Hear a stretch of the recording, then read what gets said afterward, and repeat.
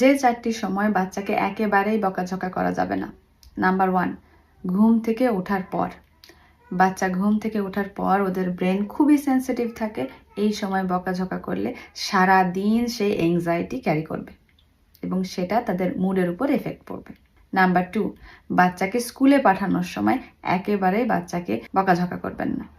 কারণ সে যদি আপনার বকাঝকা শুনে অলরেডি অ্যাংশিয়াস থাকে, তাহলে স্কুলে গিয়ে ওদের পারফরমেন্স, ওদের ফোকাস এবং অন্যান্য ইমোশন ম্যানেজমেন্টে, অন্যান্য কাজেও তাদের অনেক ডিস্টারবেন্স তৈরি হবে। নাম্বার 3, বাচ্চা স্কুল থেকে যখন বাসায় আসবে ওই সময় অ্যাটলিস্ট 2 আওয়ার্স বাচ্চাকে কোনো কারেকশন এবং কোনো বকাঝকা ছাড়াই থাকার সময় দিন। কারণ সারা দিন সে অলরেডি বিভিন্ন ধরনের ইমোশন তার ব্যাকপ্যাকে নিয়েই বাসায় আসবে, সেগুলোকে রিলিজ করার সময় দিন।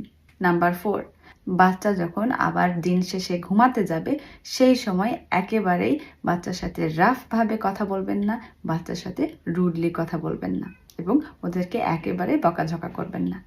কারণ বাচ্চা যখন ঘুমাতে যাবে তখন যদি আপনি বকাঝকা করেন, রাগ করেন ওদের উপর, তখন কিন্তু ওরা ওদের সাবকনশিয়াস মাইন্ডে সেই ইনফরমেশনগুলো নিয়ে সেই ইমোশনগুলোই স্টোর করে রাখে এবং সকালবেলা উঠেই সেগুলো ইমোশনকেই আবার রিলিজ করে। So be careful. এই 4টি স্পেসিফিক সময়ে স্পেসিফিকলি বেশি করে ভালোবাসা দিন। ভালো থাকুন।